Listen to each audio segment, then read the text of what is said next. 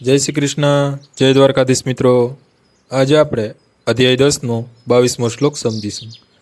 વેદાનામ સામવેદોસ્મિ દેવાનામસ્મિ વાસવઃ ઇન્દ્રિયાણામ મનસાસ્મિ ભૂતાનાસ્મિ ચેતના. વેદોમાં હું સામવેદ છું, દેવોમાં સ્વર્ગનો રાજા ઇન્દ્ર હું છું, ઇન્દ્રિયોમાં હું મન છું તથા સમસ્ત જીવોમાં રહેલી પ્રાણશક્તિ ચેતના હું જ છું. જળ પદાર્થ અને ચેતન પદાર્થ વચ્ચે તફાવત એ છે કે જળ પદાર્થ જીવાત્માની જેમ ચેતના ધરાવતો નથી, તેથી આ ચેતના સર્વોપરી તથા સનાતન છે. જળ પદાર્થના સંમિશ્રણથી ચેતના ઉત્પન્ન કરી શકાય નહીં. આજનો શ્લોક અહીં પૂર્ણ થાય છે.